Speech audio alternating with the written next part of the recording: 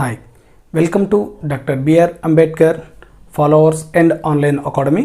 So మన channel ద్వారా ప్రతి ఒక్కరికి ఇండియన్ పాలిటీ సబ్జెక్ట్ని ఫ్రీగానే ఎవరైతే గ్రూప్స్కి ప్రిపేర్ అవుతున్నారో వాళ్ళందరికీ టోటల్ సిలబస్ని మనం ఫ్రీగానే అందిస్తున్నామండి. ఇకపోతే ఈరోజు మన టాపిక్ వస్తే మనం ఇప్పటివరకు ఆల్మోస్ట్ ఆల్ 1 to 19 వరకు మనం ఆర్టికల్స్ అన్ని కంప్లీట్ చేసామండి. ఓకే, సో ఎవరైతే ఈ ఆర్టికల్స్ చూడలేదో అవి కంప్లీట్ చేసిన తర్వాత రిమైనింగ్ క్లాసులు అనేది మీరు ఫాలో అవ్వండి. ఒక అభ్యర్థి అడిగిన క్వశ్చన్ అండి. సో సార్, ప్రతి ఒక్క ఆర్టికల్ని మనం ఒక క్లాసుల్లో వినాలా, ఇంత చదవాలని అడుగుతున్నారండి. సో దీనికి మనం చెప్పే ఆన్సర్ ఏంటంటే, మీరు అన్ని ఆర్టికల్స్ కూడా ఇవి చదివినట్టు, ప్రాథమిక హక్కులు చదివినట్టుగా మీరు మిగతా అన్ని ఆర్టికల్స్ చదవరండి. ఓకే, సో ఓన్లీ ఈ యొక్క ఫండమెంటల్ రైట్స్ ఏవైతే ఉన్నాయో అవి మాత్రమే టైం తీసుకుంటాయి తప్ప రిమైనింగ్ వన్స్ ఈ ఫండమెంటల్ రైట్స్ కంప్లీట్ అయిన తర్వాత ఇక సిలబస్ అనేది చాలా స్పీడ్గా వెళ్ళిపోతుందండి. ఓకే, బట్ మెయిన్గా వాళ్ళు కాన్సన్ట్రేట్ చేసేది కానీ ఎగ్జామ్ పాయింట్ ఆఫ్ వ్యూలో కానీ లేదా మనకి జాబ్ వచ్చిన తర్వాత కూడా మనం ఒక పక్కన వారితో ఎలా మనం బిహేవ్ చేయాలి, మన యొక్క రూల్స్ ఏంటి, మన ఆర్టికల్స్ ఏంటి అనేవి కూడా తెలుసుకోవాల్సిన బాధ్యత ప్రతి ఒక్కరి మీద ఉంది. కాబట్టి సో అటు ఎగ్జామ్ పాయింట్లోనూ అదేవిధంగా మన నిజ జీవితంలో కూడా వీటి యొక్క ప్రాముఖ్యత ఎంతో ఉంటుంది. కాబట్టి సో ప్రతి ఒక్కరూ ఈ ఫండమెంటల్ రైట్స్ అనేది ప్రతి ఒక్క ఆర్టికల్ నుంచి కంప్లీట్గా తెలుసుకొని ఉండాలని. ఓకే, సో ఇకపోతే మన టాపిక్ వస్తే ప్రాథమిక హక్కులు.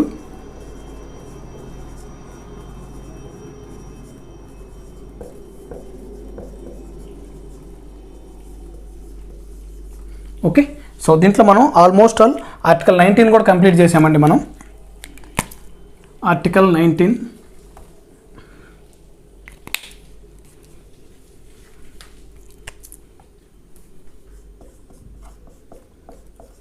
19 మనం ఆల్మోస్ట్ ఆల్ కంప్లీట్ చేసామండి.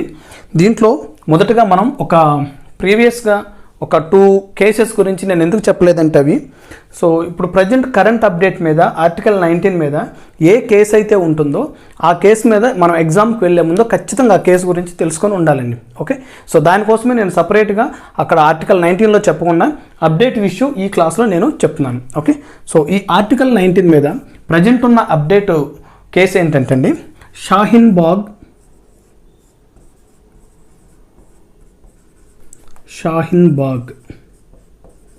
కేస్ 2020. ఓకే, సో చాలా ఇంపార్టెంట్ అండి షాహీన్ బాగ్ కేస్. సో అభ్యర్థులు కన్ఫ్యూజ్ అవ్వద్దండి, ఇక్కడ సేమ్ పేరుతో ఇంకొక కేసు కూడా ఉంటుంది. అదేంటంటే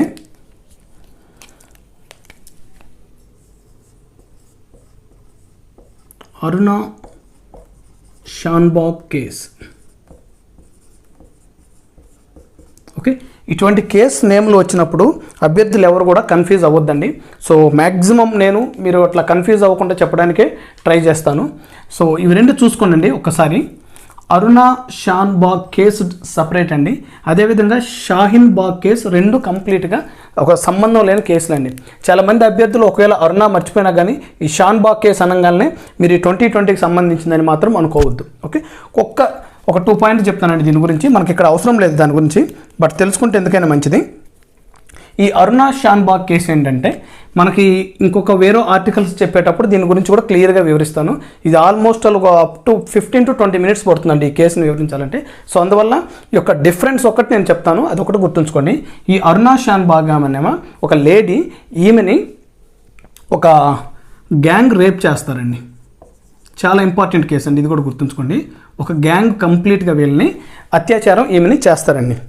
ఈమెని 1973లో ఈ అరుణ అనే ఆమెని ఒక గ్యాంగ్, వాళ్ళు ఎంతమంది అయినా ఉన్నాయి, వాళ్ళు మొత్తం కలిసి ఈమెని అత్యాచారం చేస్తే ఆమె కంప్లీట్గా ఆ అత్యాచారం జరిగిన తర్వాత ఆమె కోమాల్లోకి వెళ్ళిపోతుందండి. కోమా.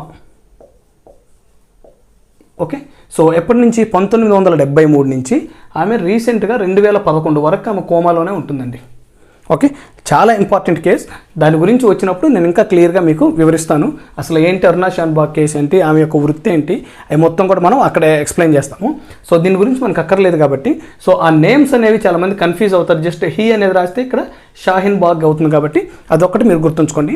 సో ఎవరైనా సరే ఏ ఎగ్జామ్కి వెళ్ళినా కూడా ఆర్టికల్ 19 మీద బిట్ ఫామ్ అయిందంటే మనం ఖచ్చితంగా సుప్రీంకోర్టు రీసెంట్గా ఇచ్చిన జడ్జిమెంట్ అనేది మనం తెలుసుకొని ఉండాలి. ఈ షాహీన్ బాగ్ కేసు ఏంటంటే మనం ఆల్రెడీ ఇంతకుముందు చూసామండి. డిసెంబర్ 14, 2019.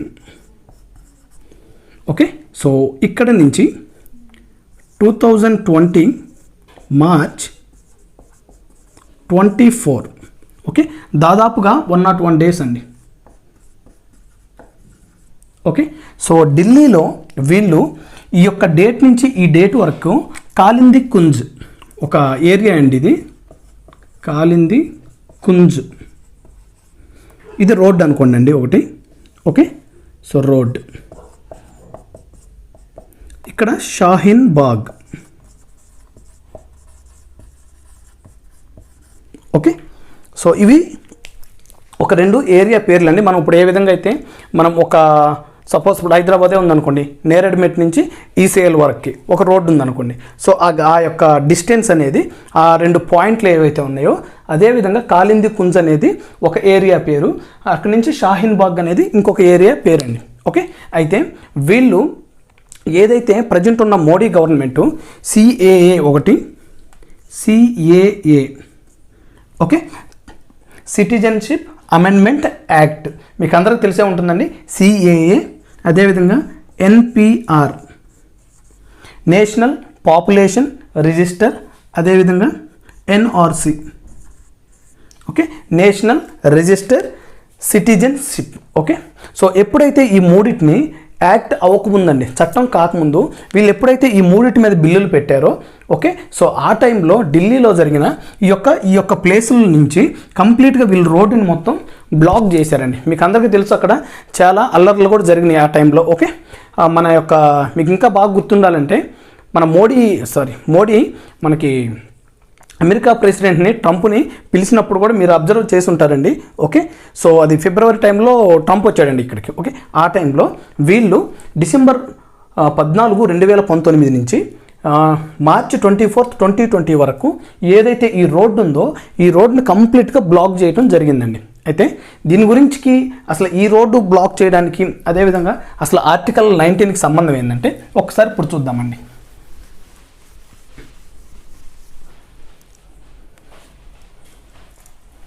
మనకి ఆర్టికల్ 19(1)(a) ఏం చెప్తుందండి? మనకి ఆర్టికల్ 19(1)(a) వాక్ స్వాతంత్రం, అదేవిధంగా భావ ప్రకటన స్వేచ్ఛ. వాక్ స్వాతంత్ర్యం, భావ ప్రకటన స్వేచ్ఛ.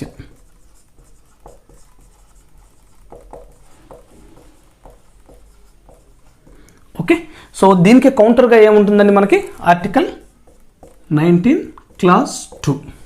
ఓకే, సో మనందరికీ ఈ ప్రీవియస్ క్లాస్ చూసిన వాళ్ళకి అర్థమవుతుందండి. ఇది మనకు ఆర్టికల్ 19(1) క్లాస్ ఏ వాక్ స్వాతంత్రం, భావ ప్రకటన స్వేచ్ఛని కంప్లీట్గా కూడా మనకి స్వేచ్ఛ అనేది ఇవ్వకుండా కొన్ని సందర్భాల్లో మనకి ఆ స్వేచ్ఛని కొన్ని పరిమితులు విధించడం కోసం ఆర్టికల్ 19 క్లాస్ 2 అనేది ఉందండి.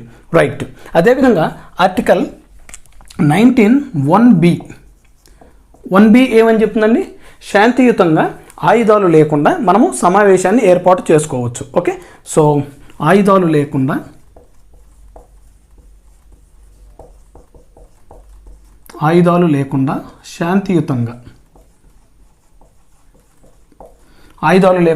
శాంతియుతంగా మనం సమావేశాలను ఏర్పాటు చేసుకోవచ్చండి. అయితే వీళ్ళు ఈ టైంలో ఎప్పుడైతే మోడీ గవర్నమెంట్ ఈ 3 బిల్లులను పెట్టిందో, సిఏఏ కానీ అదేవిధంగా ఎన్పిఆర్ కానీ ఎన్ఆర్సీ కానీ, అక్కడ ఉన్న జనాలు మొత్తం no CAA, no NPR, no NRC. మనం ఈ సిఏఏ సిటిజన్ అమెండ్మెంట్ యాక్ట్ గురించి కూడా మనం ఇంతకుముందు క్లాస్లో చెప్పానండి. ఎవరైనా చూడని వాళ్ళు ఉంటే దాని గురించి చూసుకోండి. మనకు అవకాశం వచ్చినప్పుడు ఎన్పిఆర్, ఎన్ఆర్సీ గురించి ఖచ్చితంగా నేను ఒక క్లాస్ అయితే చేస్తానండి. ఓకే, సో ప్రీవియస్ క్లాస్లో సిఏఏ గురించి మాత్రం నేను క్లియర్గా మీకు వివరించాను. వీళ్ళు జనాలందరూ కూడా మాకు సిఏఏ కానీ ఎన్పిఆర్ కానీ ఎన్ఆర్సీ కానీ మాకు వద్దు అని చెప్పేసి జనాలందరూ కూడా ఈ 101 డేస్ ఏదైతే ఈ రోడ్డు ఉందో కాలింది కుంజు నుంచి షాహీన్ బాగ్ వరకు ఏదైతే రోడ్డు ఉందో ఆ రోడ్డుని వీళ్ళు మొత్తం నిర్బంధించేశారు కాబట్టి ఇది కేసు సుప్రీంకోర్టు దాకా వెళ్ళిందండి ఇది. అయితే ఇక్కడ వీళ్ళ ఉద్దేశం ఏంటంటే మాకు ఆర్టికల్ 19(1)(b) ఆయుధాలు లేకుండా శాంతియుతంగా సమావేశం ఏర్పాటు చేసుకునే హక్కు మాకు రాజ్యాంగం కల్పించబడిందని చెప్తే దీనికి సుప్రీంకోర్టు ఏం చెప్పిందంటే వీళ్ళు ఈ బ్యాచ్ అంటే ఎవరైతే అక్కడ ధర్నాలు చేస్తున్నారో ఆ బ్యాచ్ ఏం చెప్తారంటే స్వాతంత్ర్యం సమయంలో ఎవరైతే గాంధీజీ కానీ మిగతా రిమైనింగ్ వాళ్ళు ఉన్నారో ఆ టైంలో ఇలాగే వీళ్ళు రోడ్లు దిగ్బంధం చేయటం కానీ ధర్నాలు చేయటం కానీ అంటే అని వీళ్ళు క్వశ్చన్ చేస్తారండి. సో ఆ స్వాతంత్ర సమయంలోనే మేము వాళ్ళు ఆ విధంగా చేశారు కాబట్టి మాకు ఈ ఆర్టికల్ 19(1)(b) ప్రకారం మాకు ఏవైతే అన్యాయంగా వీళ్ళు ఇవి పెడుతున్నారో దానికోసం మేము వీటిని వ్యతిరేకిస్తున్నామని చెప్పేసి వీళ్ళు అడిగితే దానికి సుప్రీంకోర్టు ఏమని ఆన్సర్ చెప్తుందంటే చాలా ఇంపార్టెంట్ అండి. ఒకవేళ ఆర్టికల్ 19 మీద కానీ బిట్టు ఫామ్ అయ్యి అది కూడా సుప్రీంకోర్టు కేసుల మీద కానీ వెళ్తే ఈ కేసు చాలా ఇంపార్టెంట్ అండి. షాహీన్ బాగ్ కేసులో మొత్తం ఎంతమంది సభ్యులు ఉన్నారంటే 3 జడ్జిలు అండి. 3 సభ్య కమిటీ అంటారండి. ఓకే, సో ఈ 3 జడ్జిలు దీనికి ఇచ్చిన తీర్పు ఏంటంటే సుప్రీంకోర్టు తీర్పు వీళ్ళు చెప్పింది ఏంటంటే బాగా గుర్తుంచుకోండి. మీరు ఏవైతే స్వతంత్రం రాకముందు గాంధీజీ కానీ రిమైనింగ్ వాళ్ళు కానీ రోడ్లని దిగ్బంధం చేసి అదేవిధంగా ధర్నాలు చేశారో అది ఓకే, కానీ ఆ టైంలో స్వతంత్రం రాకముందు ఏంటంటే అది భారతీయుల పరిపాలనలో లేదు కాబట్టి గుర్తుంచుకోనండి, జాగ్రత్తగానండి. ఈ కేసు స్వతంత్రం కంటే ముందు మన భారతదేశాన్ని వలస వాళ్ళు పరిపాలిస్తున్నారు, అంటే బ్రిటిష్ వాళ్ళు పరిపాలిస్తున్నారు కాబట్టి అది మన యొక్క ప్రభుత్వం కాదు కాబట్టి సో ఆ టైంలో ఇలా చేయటం ఓకే. బట్ ప్రస్తుతం ఉంది మన భారతదేశంలోని మన ప్రజలు ఓట్లు వేసి ఎన్నుకున్న ప్రభుత్వం కాబట్టి మీరు ఇలా రోడ్ల మీదకి వచ్చేసి మీరు నిర్బంధం చేసేసి మాకు నా ఆర్టికల్ 19(1)(b) ఉంది కదా అనేది తప్పు అని చెప్పేసి వీళ్ళు ఏదైతే వేశారో దాన్ని ఇంతకుముందు ఏదైతే స్వతంత్రం ముందు ఏదైతే తీర్పులు చెప్పున్నాయో మిగతా వాళ్ళు వాటన్నిటిని ఒక జడ్జిమెంట్ ప్రకారం వీళ్ళు ఏం చెప్తారంటే ఆర్టికల్ 19(1)(b) ప్రకారం ఇప్పుడు ప్రస్తుతం ఇప్పటి నుంచి మీకు అందుకని నేను చాలాసార్లు మీకు రెట్రోస్పెక్టివ్ అదేవిధంగా మీకు కొన్ని వర్డ్స్ కూడా నేను యూజ్ చేశానండి, ప్రాస్పెక్టివ్ అని. అవి జాగ్రత్తగా గుర్తుంచుకోండి, ఇక్కడ ఎంతగానో ఉపయోగపడతాయి. ఓకే, సో ఫైనల్గా సుప్రీంకోర్టు తీర్పు ఏం చెప్పిందంటే మీరు శాంతియుతంగా ధర్నాలు చేసుకోండి, అది కూడా ఎక్కడైతే ఒక ప్లేస్లు చెప్తారో అక్కడ చేయండి, కానీ మీరు ఇష్టం వచ్చినట్లు ఇలా రోడ్లను బ్లాక్ చేస్తామో అది ఇదంటే మాత్రం కుదరదు అని చాలా క్లియర్గా సుప్రీంకోర్టు అనేది తీర్పు ఇవ్వడం జరిగింది. ఓకే, సో ఆర్టికల్ 19 మీద ఎవరైనా సరే ఈ షాహీన్ బాగ్ కేసు అనేది గుర్తుంచుకోండి. కొంతమంది అభ్యర్థులు ఓన్లీ నేమే గుర్తుపెట్టుకుంటారు కాబట్టి అరుణా షాన్ బాగ్ కేసు కూడా ఇదే టైంలో అనుకొని మీరు కన్ఫ్యూజ్ అవ్వద్దు. ఓకే, సో చాలా ఇంపార్టెంట్ కేసు అరుణా షాన్ బాగ్ కేసు కూడా, అది అవకాశం వచ్చినప్పుడు నేను మీకు వివరిస్తాను. ఓకే, సో ఇది ఒకటి అప్డేట్ ఉండండి. ఇకపోతే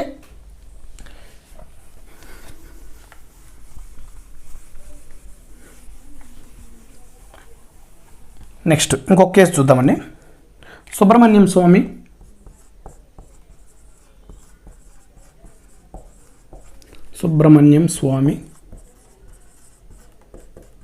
వర్సెస్ యూనియన్ ఆఫ్ ఇండియా 2016.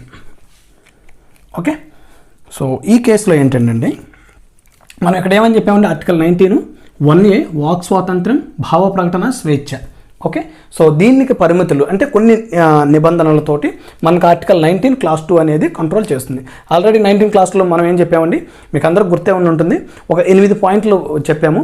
దేశ సమగ్రతను కాపాడటం, దేశ సార్వభౌమాధికారాన్ని కాపాడటం, డిఫెమేషన్ అంటే పరువు నష్టం.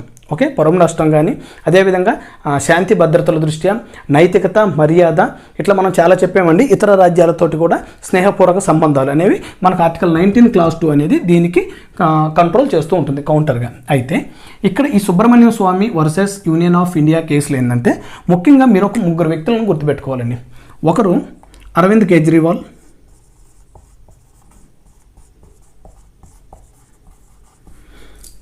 మన యొక్క రాహుల్ గాంధీ,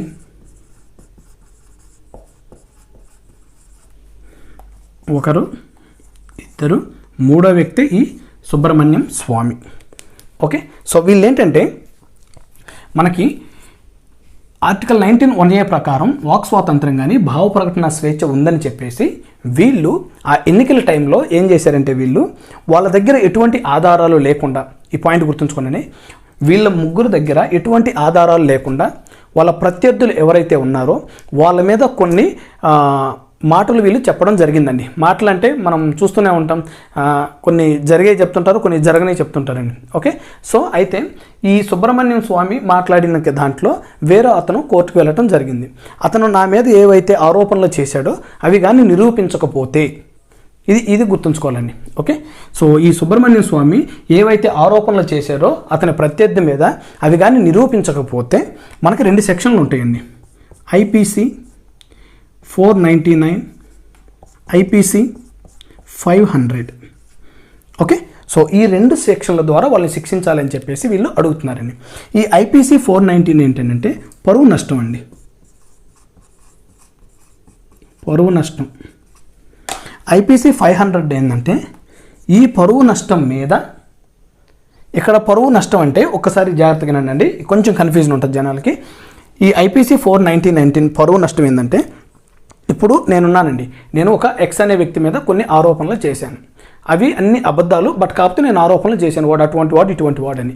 సో ఆ టైంలో అతను కోర్టుకు వెళ్ళినప్పుడు ఏదైతే ఈ ఐపీసీ 499 ఉందో ఈ సెక్షన్ ద్వారా నేను కానీ అతను ఏవైతే మాటలు అన్నానో వాటిని కానీ నిరూపించకపోతే, ఇక్కడ ఈ సెక్షన్ ద్వారా పరువు నష్టం కింద అతను ఎంతో కొంత అమౌంట్ నన్ను డిమాండ్ చేయవచ్చు.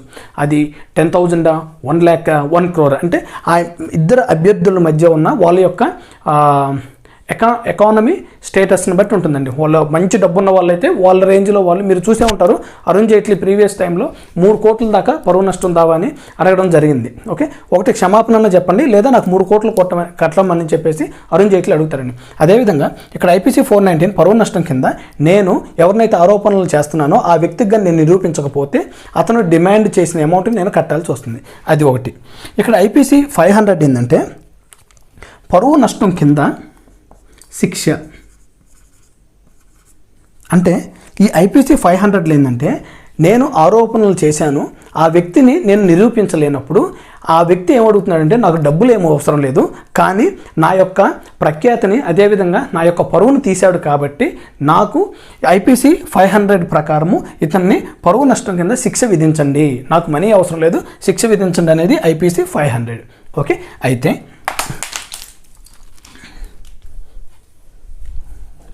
అయితే ఇక్కడ విషయం ఏంటంటే ఏదైతే ఆర్టికల్ 19 1A ఉందో దీనికి ఆర్టికల్ 21 ఉంటుందండి.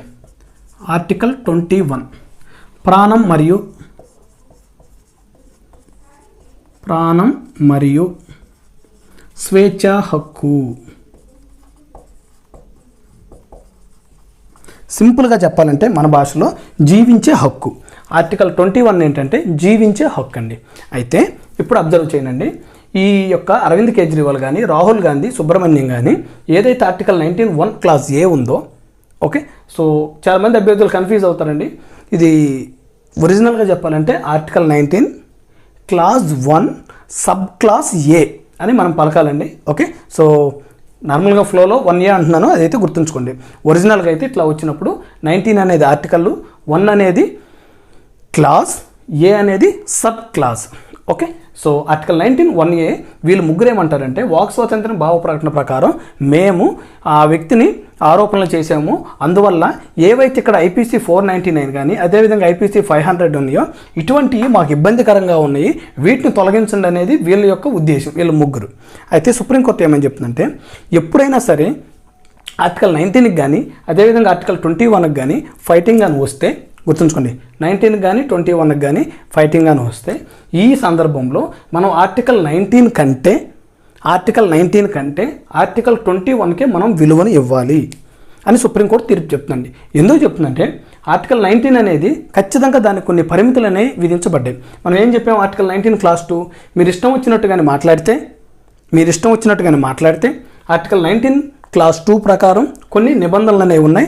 దాంట్లో క్లియర్గా మీకు డిఫెమేషన్ అని కూడా చెప్పానండి, అదే పరువు నష్టం. ఓకే, సో అటువంటివి ఉంటాయి. కాబట్టి ఇక్కడ ఆర్టికల్ 21 అనేది ప్రాణం మరియు స్వేచ్ఛా హక్కు, అంటే ఆ మనిషి యొక్క జీవించే హక్కు.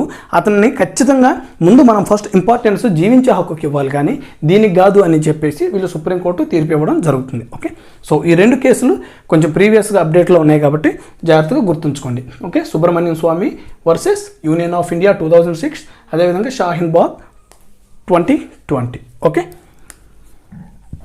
ఇకపోతే మన టాపిక్ వచ్చేద్దామండి. ఈరోజు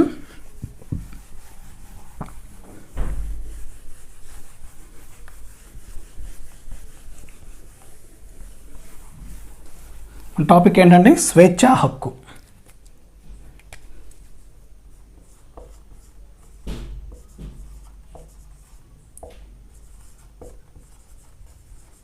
స్వేచ్ఛా హక్కు ఆర్టికల్ 19 నుంచి 22 వరకు అండి. ఓకే, సో ఈరోజు మన టాపిక్ వచ్చేసి ఆర్టికల్ 20.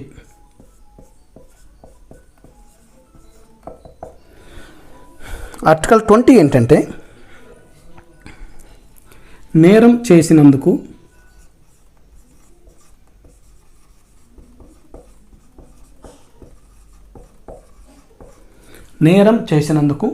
శిక్ష పడిన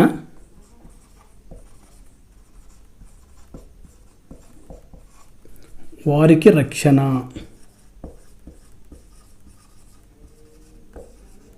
ఓకే, సో కొంచెం కన్ఫ్యూజన్గా ఉంటుంది ఆర్టికల్ 20.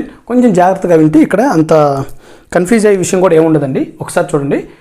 నేరం చేసినందుకు ఎవరో ఒక వ్యక్తి ఉన్నాడండి, ఎక్స్ అనే వ్యక్తి ఉన్నాడు. ఓకే, సో వై అనే వ్యక్తిని ఒక కర్రతో కొట్టాడు అనుకుందాం. వీడిని కొట్టాడు అనుకుందాం. ఓకే, సో వీడిని కొట్టిన తర్వాత ఈ వ్యక్తి కోర్టు ఏదో ఒక శిక్ష అనేది వేసిందండి. ఓకే, సో ఒక 2 నెలలు జైలు శిక్ష అని వేసింది. రైట్, సో ఇప్పుడు చూడండి. నేరం చేసినందుకు ఎక్స్ అనే వ్యక్తి వైని కొట్టాడు కాబట్టి శిక్ష పడిన ఎన్ని నెలలు పడిందండి? ఎక్స్కి 2 నెలలు శిక్ష పడింది. ఈ శిక్ష పడిన వ్యక్తిని, ఈ ఎక్స్ అనే వ్యక్తిని వారికి మన యొక్క రాజ్యాంగం అనేది ఒక రక్షణ అనేది కల్పించిందండి. అది ఎందుకు కల్పించింది? వీడు ఆల్రెడీ నేరం చేశాడు కదా, వాడికి రక్షణ ఏందనేది మీకు క్వశ్చన్ ఉండొచ్చండి.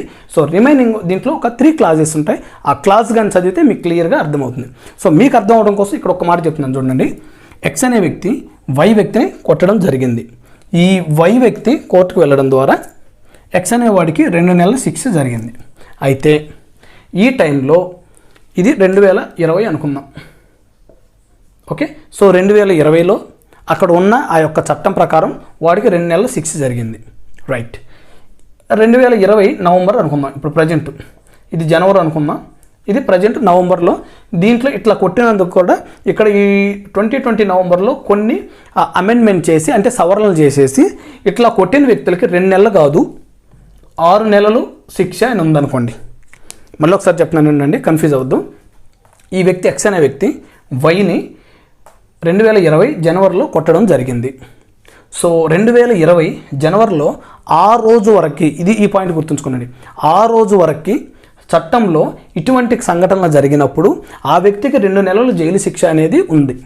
అయితే ఈ 2 నెలలు కాకుండా నవంబర్లో ఈ యొక్క ఏదైతే చట్టం ఉందో దానికి అమెండ్మెంట్ చేసి ఇట్లా ఎక్స్ అనే వ్యక్తి వైను కొట్టినప్పుడు ఆ కొట్టిన వ్యక్తికి 6 నెలలు జైలు శిక్ష. అంటే ఇక్కడ ఒక వ్యక్తిని ఈ చట్టం ప్రకారం ఏమో 2 నెలలు ఉంది, ఈ చట్టం ప్రకారం 6 నెలలు ఉందని చెప్పి అదే వ్యక్తిని ఈ చట్టం ప్రకారం నీకు 4 నెలలు పొడిగించాలని చెప్పేసి ఒకే వ్యక్తిని మళ్ళీ కూడా వీళ్ళు శిక్ష విధించకూడదు. సో ఇప్పుడు అర్థమైంది అనుకుంటాను. నేరం చేసినందుకు శిక్ష పడిన వారికి రక్షణ అంటే ఈ చట్టంలో 2 నెలలు ఉంది కాబట్టి ఆ 2 నెలలు అతను శిక్ష అయిన తర్వాత బయటికి వెళ్ళిపోవాలి. కానీ వాడికి మళ్ళీ ఈ చట్టంలో దాన్ని అమెండ్మెంట్ చేసిన చట్టంలో మార్చిన చట్టంలో 6 నెలలు ఉంది కదా అని చెప్పేసి ఈ వ్యక్తికి 6 నెలలు శిక్ష విధించడం కుదరదు. అది రక్షణ అంటే ఇక్కడ. ఓకే, సో మీకు క్లియర్గా 3 క్లాజెస్ చెప్తే ఇంకా బాగా మీకు అర్థమవుతుంది. ఓకే, సో ఆర్టికల్ 20 క్లాజ్ 1 చూద్దామండి. ఆర్టికల్ 20 క్లాజ్ 1, ఏ వ్యక్తి అయినా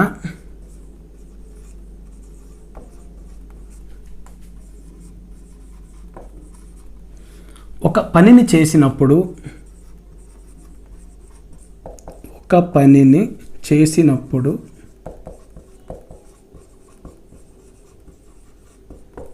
ఆ సమయంలో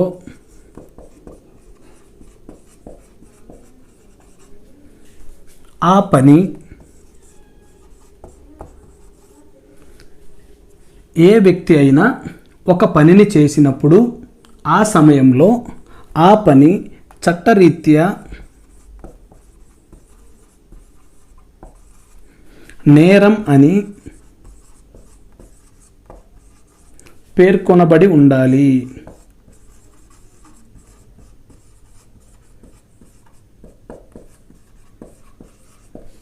ఓకే, ఒకసారి చూడండి. ఆర్టికల్ 20 క్లాజ్ 1 ఏమని చెప్తుందంటే, ఏ వ్యక్తి అయినా ఒక పనిని చేసినప్పుడు, అంటే ఇప్పుడు మనం ఏదైతే చెప్పామో ఎక్స్ ఉన్నాడు, అదేవిధంగా వై ఉన్నాడు, రైట్. సో ఏ వ్యక్తి అయినా ఒక పనిని చేసినప్పుడు, అంటే ఏ పని చేశాడు, ఈ ఎక్స్ అనేవాడు వైని కొట్టడం జరిగింది, రైట్.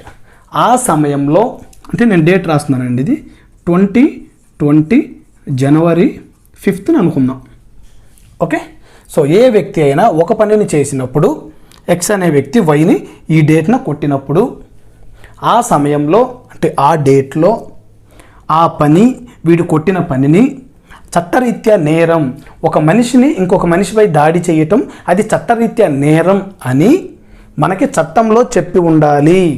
మనం ఇప్పుడు ఏ అయితే క్రిమినల్ ప్రొసీజర్ కోడ్ అని, అదేవిధంగా ఇండియన్ పీనల్ కోడ్ అని చెప్తున్నామో అటువంటి చట్టాల్లో చట్టరీత్యా నేరం అని పేర్కొనబడి ఉండాలి.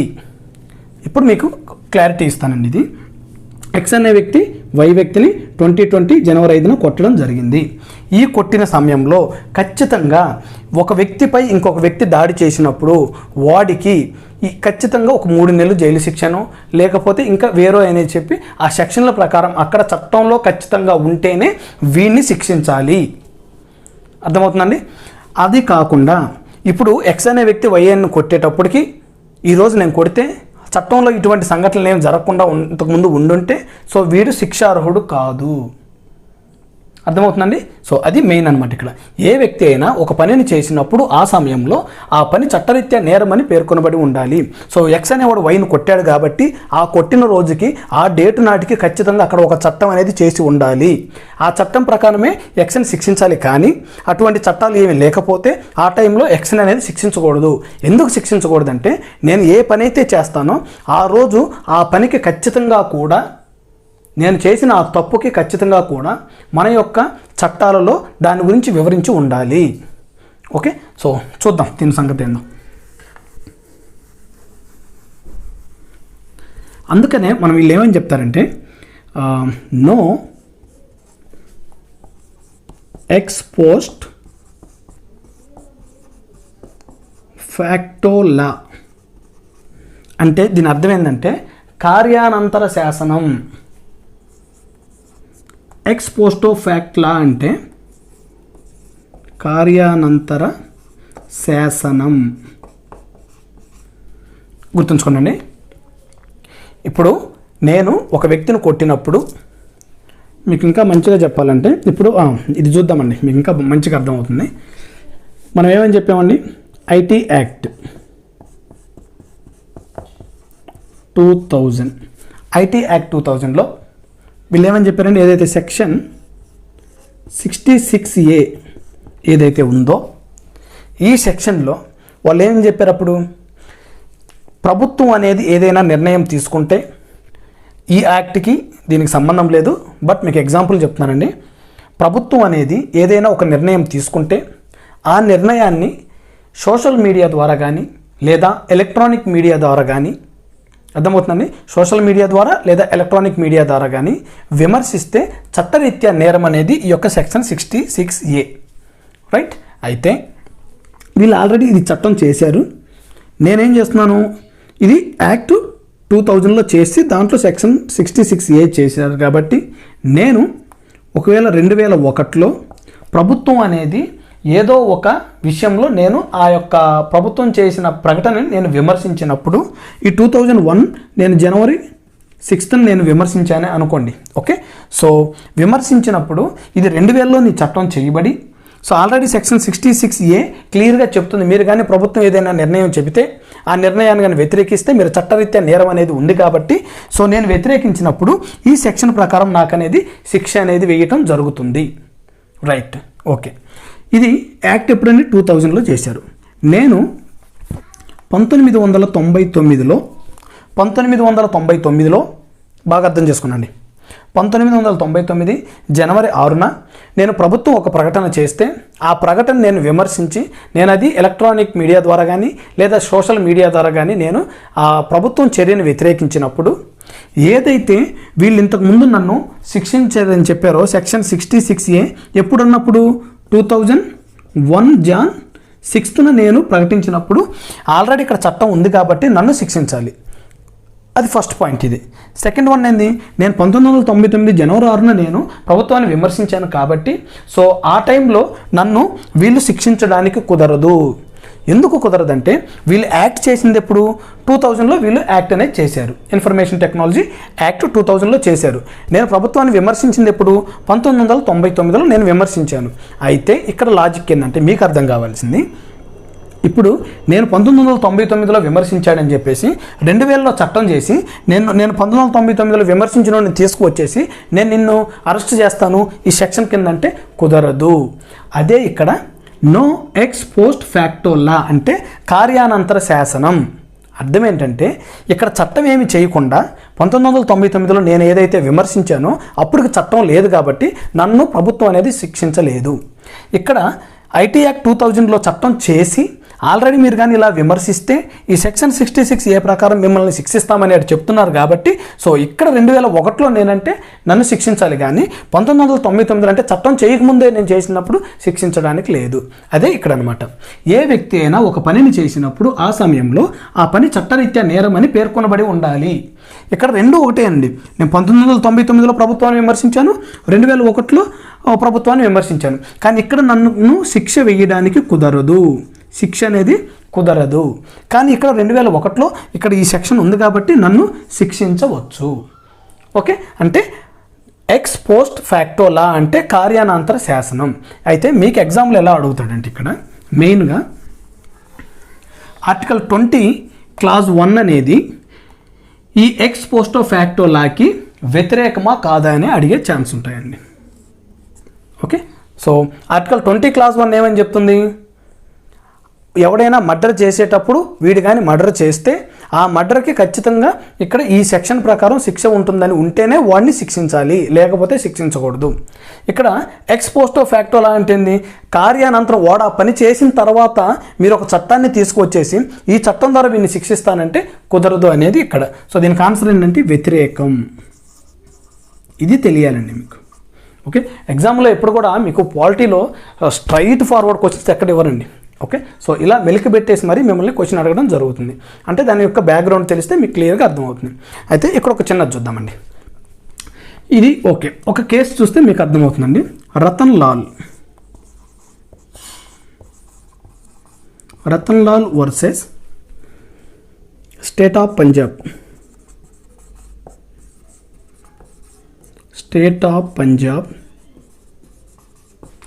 1964. ఈ కేసులో జరిగిన సంఘటనలు కానీ మీకు అర్థమైతే మీకు ఈ ఆర్టికల్ 20 క్లాజ్ 1 అనేది కూడా మీకు క్లియర్గా అర్థమవుతుందండి. చూద్దాం. ఈ Ratan Lal versus state of Punjab 1964 ఏంటంటే మీకు ఈ రతన్ లాల్ అనేవాడు ఒక చిన్న పిల్లవాడండి, మైనర్ బాలుడు. వీడికి ఒక 16 ఇయర్స్ ఏదో 17 ఇయర్స్ ఉంటాయండి. ఓకే, సో ఈ రతన్ లాల్ అనేవాడు మైనర్ బాలుడు. అయితే వీడు 7 సంవత్సరాల ఒక చిన్న పాపని, ఒక చిన్న లేడీని వీడు అత్యాచారం చేయటం జరిగింది. ఓకే, సో మ్యాక్సిమం ఎక్కువ కేసులు కూడా మీకు ఈ లేడీస్ కేసుల మీదే ఉంటాయండి. గుర్తుంచుకోండి మంచిగా. మనకి విశాఖ కేసు కానీ, అదే ఇప్పుడు మనం చెప్పిన అరుణ షాన్ బాగ్ కేసు కానీ, అదేవిధంగా వీడు ఈ రతన్ లాల్ కేసు కానీ, ఇట్లా చాలా కేసులు లేడీస్ మీద ఉన్నాయి. అవి కొంచెం గుర్తుంచుకోవాలండి మీరు. ఓకే, మీకు ఇంతకుముందు చెప్పిన కౌశల్య కేసు కానీ ఆర్టికల్ 19లో చెప్పాను, ఆమె ఒక ప్రాస్టిట్యూట్ అని. ఓకే, సో ఇక్కడ చూద్దాం. ఈ రతన్ లాల్ అనేవాడు ఒక మైనర్ బాలుడు, 7 సంవత్సరాల చిన్న అమ్మాయిని వీడు అత్యాచారం చేయడం జరిగింది, అంటే మానభంగం చేయడం జరిగింది. అయితే వీడు మైనర్గా ఉన్నప్పుడు మన యొక్క భారతదేశానికి చట్టాల ప్రకారము మైనర్ బాలుని శిక్షించడం కానీ, అదేవిధంగా మైనర్ బాలుని జరిమానా కట్టమండం మాత్రం కుదరదు. ఎందుకంటే మనకి ఏదైతే ఈ బాలుల్లో అని నేను చెప్తున్నామో వీళ్ళకి అప్పటికే వాళ్ళకి ఆదాయం ఉండదు కాబట్టి, సో వాళ్ళకి ఆదాయం లేని వాళ్ళ అమ్మ నాన్న సంపాదిస్తున్నాడా సంపాదించలేదు అనేది ఇక్కడ మనకు అనవసరం అండి. సో బాలుని దృష్ట్యా ఆ టైంలో వాడికి సంపాదన ఉండదు కాబట్టి ఫస్ట్ మీరు గుర్తుంచుకోవాల్సింది వీడికి ఇటువంటి పిల్లల విషయంలో ఖచ్చితంగా అక్కడ జరిమానా అనేది ఉండదు. నెక్స్ట్ వీడికి శిక్ష అనేది కూడా మిగతా వాళ్ళలాగా వాడికి ఒక 10 సంవత్సరాలు అనో లేకపోతే ఉరి తీయండి అనో ఇట్లా ఏం ఉండదండి. ఓకే, సో ఇక్కడ చూద్దాం. ఇక్కడ మీరు గుర్తుపెట్టుకోవాల్సింది Ratan Lal versus state of Punjab 1964లో ఒక మైనర్ బాలుడు ఒక 7 సంవత్సరాల బాలుని మానభంగం చేయడం జరిగింది. అయితే మన పార్లమెంట్ ఒక చట్టం చేసిందండి, probation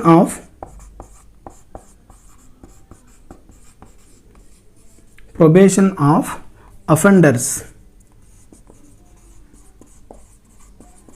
act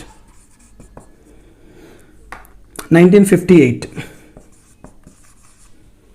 okay, so parliament ఒక చట్టం చేసింది, ప్రొబేషన్ ఆఫ్ అఫెండర్స్ యాక్ట్ 1958లో పార్లమెంట్ చట్టం చేసింది.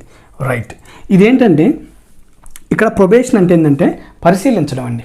ఓకే, సో ఇక్కడ అఫెండర్స్ అంటే నేరం చేసిన వాళ్ళు, నేర పరిశీలన అంటారు చూడండి, అది. ఈ యాక్ట్ 1958లో చేసినా కూడా ఆ టైంకి చాలా రాష్ట్రాలు దాన్ని అమల్లో పరచలేదండి. వీడు ఈ రతన్ లాల్ అనేవాడు 1962 మే 31. ఓకే, సో 1900 గుర్తుంచుకోండి. ఇప్పుడు మనం చెప్పిన ఎగ్జాంపుల్ అనేది మీకు ఈ కేసులు అంటే మీకు క్లియర్గా అర్థమవుతుంది.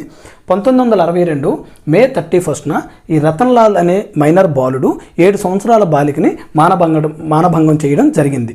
ఓకే, అయితే ఈ యాక్ట్ 1958లో ఉన్నా కూడా ఈ పంజాబ్ గవర్నమెంట్ అనేది ఈ యాక్ట్ ఏదైతే ఉందో ప్రొబేషన్ ఆఫ్ అఫెండర్స్ యాక్ట్, ఇది పార్లమెంట్ చేయబడిన చట్టం.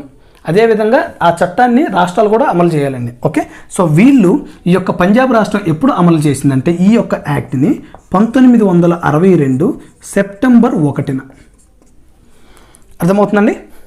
వీడు ఆ పాపని అట్లా చేసిందేమో 1962 మే 31న. అయితే ఈ చిన్నపిల్లలకు సంబంధించిన ఈ నేర పరిశీలన చట్టం ఏదైతే ఉందో ఈ పంజాబ్ రాష్ట్రం అనేది, పంజాబ్ ప్రభుత్వం అనేది 1962 సెప్టెంబర్ 1న అమలు చేయటం జరిగింది. ఓకే, అయితే ఇప్పుడు అబ్జర్వ్ చేయండి. మనం ఏమేం చెప్పాము, ఏ వ్యక్తి అయినా ఒక పనిని చేసినప్పుడు ఆ సమయంలో ఆ పని చట్టరీత్యా నేరం అని పేర్కొనబడి ఉండాలి అన్నాం. వీడు చేసింది ఎప్పుడు 1962 మే 31. వీళ్ళు చట్టం తెచ్చింది ఎప్పుడు 1962 సెప్టెంబర్ 1న. అంటే ఇది ఎక్స్ పోస్టో ఫ్యాక్ట్లా, అంటే కార్యానంతరం చేయబడిన శాసనం. 1958లో పార్లమెంట్లో చేసినా కూడా రాష్ట్రంలో దాన్ని అమలుపరిచింది 1962 సెప్టెంబర్ 1న అమలుపరిచారు. కాబట్టి ఇది కార్యానంతర శాసనం. కాబట్టి వీళ్ళు ఈ చట్టంలో ఏవైతే చెప్పబడి ఉన్నాయో గుర్తుంచుకోనండి. ఎగ్జాంపుల్గా చెప్తున్నాను, ఈ ఒరిజినల్ కాదండి, జస్ట్ ఎగ్జాంపుల్ చెప్తున్నాను.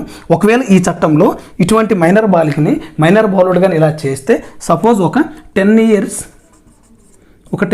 జైలు శిక్ష అని అందాం అనుకోండి. ఎగ్జాంపుల్ మాత్రమే, ఈ ఇయర్స్ అనేది ఎగ్జాంపుల్ మాత్రమే. ఓకే, సో ఈ చట్టంలో 1962 సెప్టెంబర్ 1 నుంచి ఒక 10 ఇయర్స్ మాత్రం ఇతనికి శిక్ష విధించాలి అని కానీ ఉంటే, వీడు 1962 మే 31న అంటే ఒక పనిని చేసినప్పుడు ఆ సమయంలో చట్టరీత్యా నేరమని ఇక్కడ ఆ టైంలో ఆ రాష్ట్రంలో ఇక్కడ ఓన్లీ ఒక 5 ఇయర్స్ మాత్రమే శిక్ష అని ఉందనుకోండి. అర్థమవుతుందా? ఈ 1962 మే 31కి ఆ రాష్ట్రంలో చేయబడిన శిక్ష ఏదైతే ఉందో, చట్టం ఏదైతే ఉందో అది 5 ఇయర్స్ అని కానీ ఉండి, వీళ్ళు సెప్టెంబర్ 1న వీళ్ళు ఈ చట్టాన్ని ఇక్కడ ఈ రాష్ట్రంలో అమలుపరిచారు. కాబట్టి రెండు పంజాబ్ సంగతేనండి. సో ఈ చట్టంలో 10 సంవత్సరాల శిక్ష అని కానీ ఉంటే, ఎవరైతే ఈ రతన్ లాల్ అనే బాలుడు ఉన్నాడో వాడికి ఈ 10 ఇయర్స్ అనేది వర్తించదు. వాడిని కేవలం 5 ఇయర్స్ మాత్రమే వాడిని శిక్షించాలి. ఓకే, అంటే ఆ చట్టం అనేది అప్పుడు చేయబడలేదు కాబట్టి తర్వాత చేసిన చట్టాలు ఇక్కడ వీడికి వర్తించదు. ఇది మీరు గుర్తుంచుకోవాలి. మెయిన్గా ఆర్టికల్ 20 క్లాజ్ 1 అంటే మీరు గుర్తుంచుకోవాల్సింది ఎక్స్ పోస్ట్ ఫ్యాక్టో లా.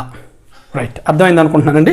ఓకే, అయితే సుప్రీంకోర్టు ఈ కేసులో ఒక విషయం చెప్పిందండి. ఆ విషయం ఏంటంటే ఇక్కడ ఒకటి తీసుకొచ్చిందండి సుప్రీంకోర్టు. వీడి కేసులో ఏం తీసుకొని వచ్చిందంటే సుప్రీంకోర్టు ఒక విషయాన్ని చెప్పింది. అదేంటంటే రూల్ ఆఫ్ బెనిఫిషియల్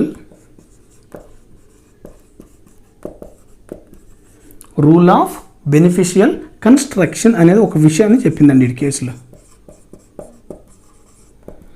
ఇది ఇంపార్టెంట్. ఇక్కడ సుప్రీంకోర్టు ఎందుకు ఈ విషయాన్ని చెప్పిందంటే రూల్ ఆఫ్ బెనిఫిషియల్ కన్స్ట్రక్షన్ అని ఈ రతన్ లాల్ కేసులో సుప్రీంకోర్టు ఎందుకు చెప్పిందంటే, ఈ ఒక్క పాయింట్ జాగ్రత్త గుర్తుంచుకోండి. మనం ఇంతకుముందు జరిగిన సినారియో మొత్తం మీకు గుర్తుండాలి. సో 1964లో తీర్పు ఇవ్వడం జరిగింది. 1962 మే 31న ఈ పిల్లవాడు ఆ పని చేయడం జరిగింది. ఓకే, సో ఆ టయానికి ఆ రాష్ట్రంలో ఉన్న చట్టం ప్రకారం అటువంటి పని చేసిన పిల్లవాడికి 5 సంవత్సరాలు మాత్రమే జైలు శిక్ష. కానీ వీళ్ళు 1962 సెప్టెంబర్ 1 నుంచి ఇటువంటి కేసులు వస్తున్నాయని దృష్టిలో ఉంచుకొని వీళ్ళు 1962 సెప్టెంబర్ 1 నుంచి ఈ చట్టాన్ని అమలు చేశారు కాబట్టి ఈ చట్టంలో 10 సంవత్సరాలు అనేది వీడికి శిక్ష అనేది విధించడం జరుగుతుంది. రైట్. అయితే సుప్రీంకోర్టు ఏదైతే రూల్ ఆఫ్ బెనిఫిషియల్ కన్స్ట్రక్షన్ అని చెప్పిందో దీని అర్థం ఏంటంటే ఈ పిల్లవాడి తప్పు చేశాడు ఓకే, కానీ కొన్ని సందర్భాల్లో ఈ పిల్లవాడికి కానీ అతను ఇక్కడ మనం ఏం చెప్తున్నాం, నేరం ఆ సమయంలో ఆ పని చట్టరీత్యా నేరం అని పేర్కొనబడేవని ఉన్నా కూడా ఈ రూల్ ఆఫ్ బెనిఫిషియల్ కన్స్ట్రక్షన్ అంటే వీడికి కానీ ఈ రతన్ లాల్కి కానీ ఈ యొక్క యాక్ట్లో ఏదైనా సరే ఈ యాక్ట్లో బాగా అభ్యర్థులు గమనించండి, ఈ యాక్ట్లో ఒకవేళ 1962 సెప్టెంబర్ 1న ఈ యొక్క నేరానికి ఇక్కడ 10 సంవత్సరాలు కాకుండా, ఇది చాలా ఇంపార్టెంట్ అండి గుర్తుంచుకోండి, దీని గురించి చెప్తున్నానండి. రూల్ ఆఫ్ బెనిఫిషియల్ కన్స్ట్రక్షన్లో ఈ యాక్ట్లో ఇక్కడ 10 సంవత్సరాలు శిక్ష అని కాకుండా ఓన్లీ ఒక 3 ఇయర్స్, ఇక్కడ ఎంత చెప్పామండి 5 కదా, ఒకవేళ 4 ఇయర్స్ అని ఉందనుకోండి. ఓకే, సో ఈ యాక్ట్ ప్రకారం 1962 సెప్టెంబర్ 1న వీళ్ళు ఏదైతే చట్టాన్ని అమలు చేశారో ఆ చట్టంలో ఇటువంటి పనులు చేసినప్పుడు దానికి 4 ఇయర్స్ మాత్రమే శిక్ష అని కానీ ఉంటే ఈ డేట్కి ఎన్ని సంవత్సరాల శిక్ష అంటే వీడికి 5 ఇయర్స్ విధించాలి శిక్ష. కానీ ఇటువంటి సమయంలో ఈ యొక్క వ్యక్తికి తర్వాత చేయబడిన చట్టాలు ఏవైతే ఉన్నాయో వాటిల్లో కానీ వీడికి మంచి చేయాలని కానీ ఉంటే అవి కానీ వీడికి వర్తించే పని అయితే అంటే బెనిఫిషియల్గా కానీ ఉంటే ఈ యొక్క చట్టాన్ని వీడికి కూడా అమలు చేయవచ్చు. Rule of beneficial construction. అయితే అన్ని సార్లు ఇస్తారా అంటే ఇక్కడ మనం తెలియాల్సింది ఏంటంటే ఇక్కడ 2 రకాలు ఉంటాయండి దీంట్లో. మనం ఇంతకుముందు ఏమని చెప్పాం, రెట్రోస్పెక్టివ్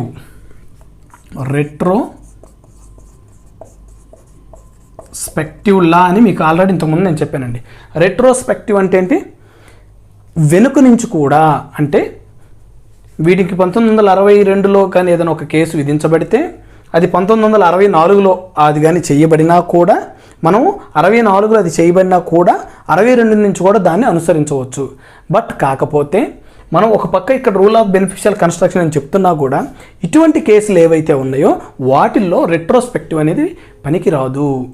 అంటే ఇవి క్రిమినల్కి సంబంధించినవి కాబట్టి ఈ రెట్రోస్పెక్టివ్ అనేది ఏవైతే క్రిమినల్ కేసులు ఉన్నాయో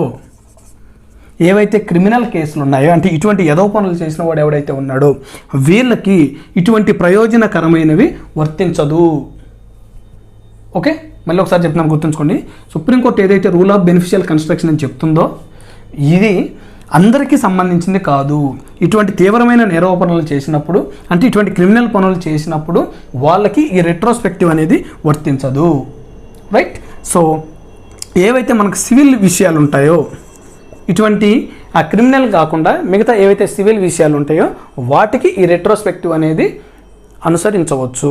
ఓకే, సో ఇంత వివరణ ఉంటుందండి ఆర్టికల్ 20 క్లాజ్ 1 అంటే. ఓకే, సో చాలా జాగ్రత్తగా గుర్తుంచుకోండి. ఈ రతన్ లాల్ వార్డుని కూడా గుర్తుంచుకోండి. రైట్.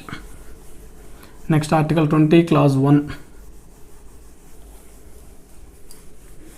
కూడా కంప్లీట్.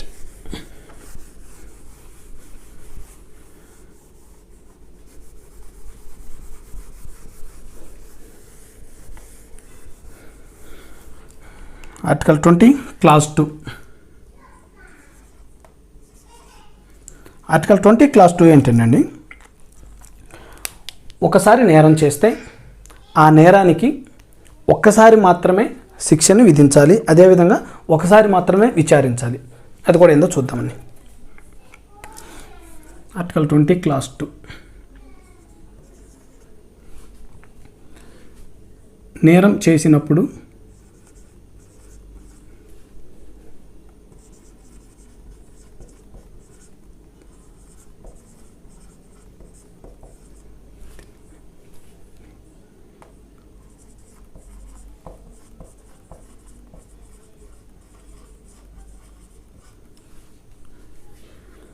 నేరం చేసిన వ్యక్తిని ఒకసారి మాత్రమే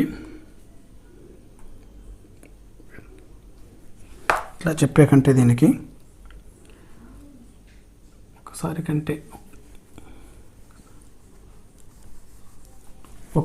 కంటే ఎక్కువ సార్లు అభియోగం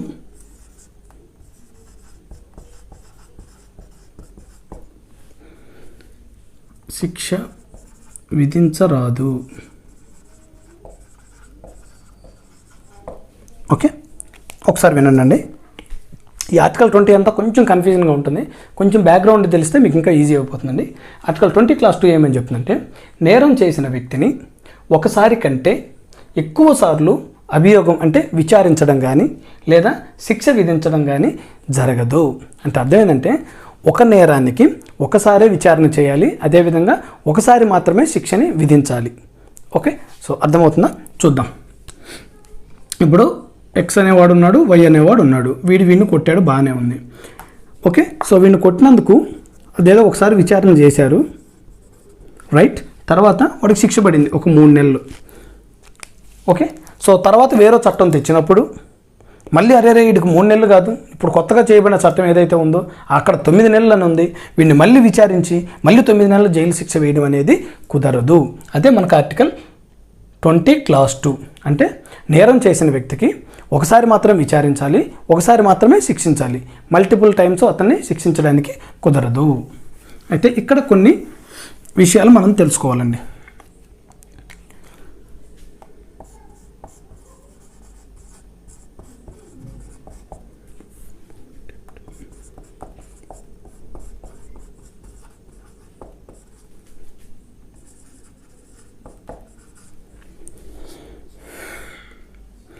నెమో డెప్ట్ బిస్ వెక్సారీ. నెక్స్ట్ వచ్చేసి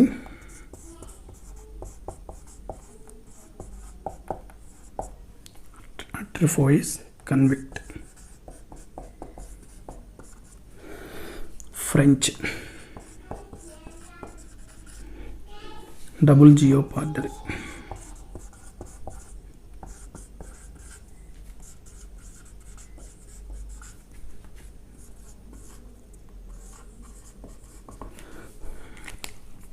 ఓకే, సో ఒకసారి చూడండి. నేరం చేసిన వ్యక్తిని ఒకసారి కంటే ఎక్కువ సార్లు అభియోగం మోపటం కానీ అంటే ఎక్కువ సార్లు విచారించడం కానీ అదేవిధంగా మళ్ళీ శిక్ష విధించడం అనేది కుదరదు. దాన్ని మనం ఎక్కడి నుంచి తీసుకున్నామయ్యా అంటే, మనం ఏదైతే ఇక్కడ ఈ డబుల్ జియోపార్డరీ అని ఉందో మనం యుఎస్ఏ నుంచి తీసుకోవడం జరిగింది. అదేవిధంగా నెమో డెప్ట్ బిస్ వెక్సారీ, వి అండి ఇది, VEXARI. ఓకే, నెమో డెప్ట్ బిస్ వెక్సారీ ఈ లాటిన్ భాషలో దాని అర్థమే ఒకసారి చేసిన నేరానికి ఒకసారి మాత్రమే శిక్ష విధించాలనేది దీని అర్థం అండి. అదేవిధంగా ఫ్రెంచ్ భాషలో ఏంటంటే AUTREFOIS అండి, అట్రిఫోయిస్ కన్విక్ట్. ఓకే, సో ఇది కూడా సేమ్, ఒకసారి నేరానికి ఒకసారి మాత్రమే శిక్షను విధించాలి. సో మన యొక్క దాంట్లో మనం యూజ్ చేస్తున్న వర్డ్ ఏంటంటే డబుల్ జియోపార్డరీ. అంటే డబుల్ అంటే ఇక్కడ డబుల్ అంటే మీకు అర్థమవుతుందండి, అంటే ఒక నేరానికి ఒకసారి కంటే ఎక్కువ సార్లు శిక్షించకూడదు అనేది దీని ఉద్దేశం. సో ఎగ్జామ్లో దేని మీదైనా బేస్ అడగవచ్చు కాబట్టి అది లాటిన్ భాష మీద అడుగుతాడా, ఫ్రెంచ్ మీద అడుగుతాడా, లేకపోతే యుఎస్ఏకి సంబంధించింది డబుల్ జియోపార్డరీ అని అడుగుతారు అనేది మనం గుర్తుంచుకుంటే మంచిదండి. ఆర్టికల్ 20 క్లాస్ 2 అంటే అర్థం ఏంటంటే నో, గుర్తుంచుకోండి. ఆర్టికల్ 20 క్లాస్ 2 అనేది నో డబుల్ జియోపార్డరీ. ఓకే, అంటే ఒకదానికి 2 సార్లు శిక్ష అనేది ఉండకూడదు. మీకు ఇంకా బాగా అర్థం కావాలంటే ఒక చిన్న ఎగ్జాంపుల్ చూద్దామండి.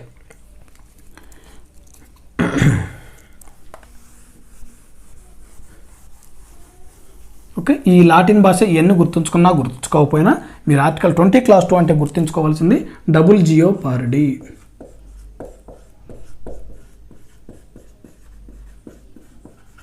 Okay, right. మనం ఎగ్జాంపుల్ ఎలా అంటే దీనికి ఒక ప్రభుత్వ ఉద్యోగి ఉన్నాడండి, పేర్లు అవసరం లేదు, ఒక ప్రభుత్వ ఉద్యోగిని మనం తీసుకుందాం. మీకు రీసెంట్గా హైదరాబాద్లో అందరికి తెలిసే ఉంటుందండి నాగరాజ్ అనే విషయం చూద్దాం.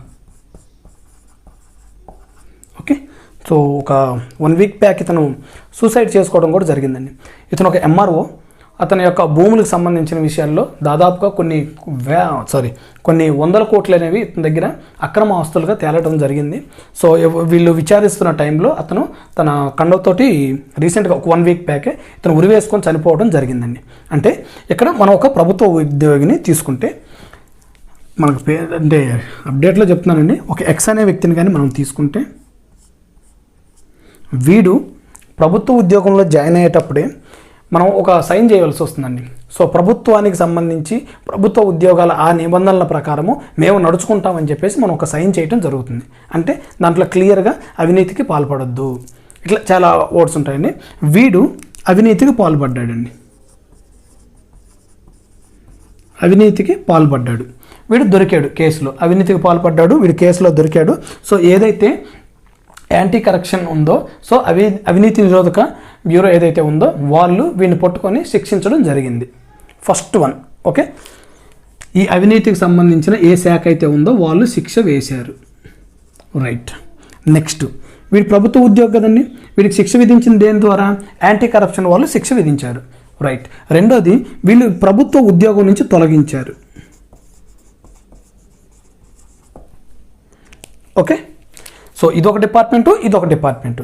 మనకు ఆర్టికల్ 20 క్లాస్ 2 ఏమని చెప్తుంది? నేరం చేసిన వ్యక్తిని ఒకసారి కంటే ఎక్కువ సార్లు అభియోగం లేదా శిక్ష విధించరాదు. వీడికి యాంటీ కరప్షన్ ఎవరైతే అవినీతి నిరోధక శాఖ ఉన్నారో వాళ్ళు ఆల్రెడీ వీడికి శిక్ష విధించారు. కానీ అతను చేసిన తప్పుకి ఇక్కడ ప్రభుత్వ ఉద్యోగాన్ని కూడా వీళ్ళు తొలగించారంటే వీడు చేసింది ఒక నేరం అయితే వీడికి శిక్ష ఎన్ని వేశారండి? 2 విధించారు. ఇక్కడ డబుల్ జియోపార్డీ అనేది జరగటం జరిగింది, 2 శిక్షలు విధించారు. ఓకే, అయితే దీని గురించి చాలా వివరం తెలుసుకోవాలండి. సో దానికోసం మనం ఎగ్జాంపుల్స్తో సహా చెప్తాము, కొంచెం జాగ్రత్తగా వినండి, కొంచెం కన్ఫ్యూజన్ ఉంటుంది. వీడు అవినీతికి శిక్ష విధించబడి రెండో దాన్ని ప్రభుత్వ ఉద్యోగం నుంచి తొలగించారంటే ఇక్కడ వాడు చేసిన ఒక తప్పు అయితే 2 రకాలుగా వీడిని శిక్షించారు. మనకు ఆర్టికల్ 20 క్లాస్ 2 ఏమని చెప్తుందంటే, అయ్యా నాకు ఏదైతే ఆర్టికల్ 20 క్లాస్ 2 ఉందో దీని ప్రకారము నేను ఒక నేరం చేస్తే నన్ను వీళ్ళు 2 రకాలుగా శిక్షించారు. ఒకటేమో అవినీతి నిరోధక శాఖ శిక్షించారు, అదేవిధంగా ప్రభుత్వ ఉద్యోగం నుంచి నన్ను తొలగించి నాకు 2వ శిక్ష విధించారని వీళ్ళు కోర్టుకు వెళ్ళడం జరుగుతుంది. అటువంటి సందర్భంలో కోర్టు ఏమని చెప్తుందంటే, మీరు అన్నది కరెక్టే, ఒక నేరానికి ఒక శిక్షే. రైట్. ఏదైతే ఆర్టికల్ 20 క్లాస్ 2 ఉందో దాన్ని మీరు మంచిగా నేర్చుకున్నారు, మంచిగా మాట్లాడుతున్నారు, బాగానే ఉంది. బట్ కాకపోతే ఇక్కడ అవినీతి అనేది అది సపరేట్. వాడు డబ్బులు వేరే వాళ్ళ కాడ తీసుకొని కుమ్మక్కవటం అది సపరేట్. అదేవిధంగా నువ్వు ఇంతకుముందు నేను ఫస్ట్లో ఏమని చెప్పాను, ఎప్పుడైతే మనం ప్రభుత్వ ఉద్యోగాల్లో జాయిన్ అవుతామో ఆ టైంలో మనం ఒక సిగ్నేచర్ అనేది చేయవలసి వస్తుంది, ఆ యొక్క ప్రభుత్వ సంస్థ ప్రకారం మనం నడుచుకోవాలని. సో మీరు ఏదైతే సిగ్నేచర్ చేశారో దీంట్లో మీరు ఇటువంటి కార్యకలాపాలు కానీ జరిగితే మేము మిమ్మల్ని తొలగిస్తామని ఉంటుంది. కాబట్టి మీకు ఏదైతే ఆర్టికల్ 20 క్లాస్ 2 ఉందో నిన్ను ఇక్కడ డబ్బు తీసుకోవటం అది సపరేట్ కేసు. ఇక్కడ ఈ ఉద్యోగంలో నువ్వు ఇక్కడ మీకు చెప్పిన టర్మ్స్ అండ్ కండిషన్స్ నువ్వు మిస్యూజ్ చేసేవన్నందువల్ల నిన్ను ఇక్కడ తొలగించబడుతుంది. ఓకే, అంటే ఇక్కడ మెయిన్గా నీకు ఎగ్జామ్లో ఎలా అడుగుతుందంటే ఆర్టికల్ 20 క్లాస్ 2 ప్రకారం మనం ఏదైతే ఒక నేరానికి ఒకే శిక్ష అని చెప్తున్నామో మల్టిపుల్ క్రైమ్స్ చేసినప్పుడు అంటే ఇక్కడ 2 క్రైమ్స్ జరిగినట్టండి. ఓకే, సో అటువంటి సమయంలో ఆర్టికల్ 20 క్లాస్ 2 అనేది చెల్లుబాటు కాదు. సో ఇది అర్థం కాకపోతే ఇంకొంచెం మనం సింగం సినిమా చూసాం కదండి, ఇది అందరికీ అర్థమై ఉంటుంది. ఇది చూద్దాం. సింగం 2 అనుకుంటా. ఈ డానీ అనేవాడు ఉంటాడు కదండి. ఓకే, వీడియో చూద్దాం. ఇది తమిళనాడు అనుకుందామండి, ఈ ప్రాంతం మొత్తం తమిళనాడు. ఓకే, ఈ తమిళనాడు ప్రాంతంలో ఇది మొత్తం కోస్టల్ ఏరియా అండి. ఈ డబుల్ లైన్ మొత్తం కోస్టల్ ఏరియా అనుకుందాం ఇది. ఓకే, సో ఈ కోస్టల్ ఏరియాలో ఈ ఎగ్జాంపుల్ చాలా ఇంపార్టెంట్ అండి. మీరు ఇది అర్థమైతే కానీ మీకు ఆర్టికల్ 20 క్లాస్ 2 యొక్క వాల్యూ ఏందో మీకు అర్థం కదండి. ఓకే, కొంచెం కాన్సన్ట్రేట్ చేయండి, మిగతా మనలో పక్కన పెట్టేసి. ఇది కోస్టల్ ఏరియా ఉందండి. ఈ కోస్టల్స్లో ఎవరు ఉంటారండి? కస్టమ్స్ అధికారులు ఉంటారు. ఓకే, సో కస్టమ్స్ అంటే ఎవరండి? వీళ్ళు సెంట్రల్కి సంబంధించిన వాళ్ళు. రైట్. ఈ మిగతా ప్రాంతం అంతా స్టేట్ పోలీసులు ఉంటారండి, స్టేట్కి సంబంధించిన వాళ్ళు, స్టేట్ పోలీస్. ఓకే, సో ఒక వ్యక్తి మీకు చెన్నైలో ఎవరైనా చదువుకున్న వాళ్ళు ఉంటే మీకు మంచిగా దీని గురించి అవగాహన ఉంటుందండి. ఏదైతే మెరీనా బీచ్ ఉందో సో అక్కడ ఎటువంటి ప్రోడక్ట్స్ వస్తాయి, ఎలా మనం వాటిని 10 రూపీస్ 20 రూపీస్కి మనం ఆ వస్తువులు కొంటాం అనేది కూడా మీకు చాలామంది అక్కడ చదివిన విద్యార్థులకి అయితే ఐడియా ఉంటుందండి. ఆ మెరీనా బీచ్లో కూర్చుంటే మార్నింగ్ ఒక 6-7 ఆ టైంలో కూర్చుంటే నీకు ఎంత పెద్ద వస్తువు అయినా కూడా దాదాపు ఒక 500-600లో వస్తుందండి. ఓకే, సో అది ఎందుకు వస్తుందో ఒకసారి చూద్దాం. ఏవైతే ఇక్కడ ఇది మొత్తం సీ ఏరియా, షిప్ ఉంది అనుకోండి ఇక్కడ. ఓకే, ఈ షిప్లో నుంచి కొంత సరుకు కొంతమంది ఏం చేస్తారంటే వాళ్ళు స్మగ్లింగ్ అంటాం చూడండి, అట్లా ఈ బార్డర్కి రాకముందే ఇక్కడ ఒక 2 కిలోమీటర్స్ ఉందనుకుందాం. షిప్ అనేది బార్డర్లోకి రాకముందే ఓకే, సో దీంట్లో ఏదైతే సరుకు ఉంటుందో ఆ సరుకుని చిన్న చిన్న పడవల ద్వారా వీళ్ళు ఆ బార్డర్కి రాకముందే వీళ్ళు వాటిని పక్కకు పెట్టేస్తారండి. ఓకే, సో మన ఆయన పేరు ఏమైంది, ఛత్రపతి సినిమాలో ఫస్ట్ ఫైట్ ఏదైతే ఉందో కోస్టల్ ఏరియాకి రాకముందే వాళ్ళు అవన్నీ చిన్న చిన్న వాటిలో తీసుకొని వస్తారు కదండి. సేమ్ అదే ప్రాసెస్ గుర్తుంచుకోండి. ఈ షిప్ అనేది సముద్ర తీరానికి రాకముందే కొంతమంది ఆ వస్తువుల్ని ట్యాక్స్ నుంచి తప్పించుకోవడం కోసం స్మగుల్డ్ గూడ్ల ప్రకారం వేరే ద్వారా వీళ్ళు ఈ యొక్క ఏరియాకి తీసుకొస్తారండి.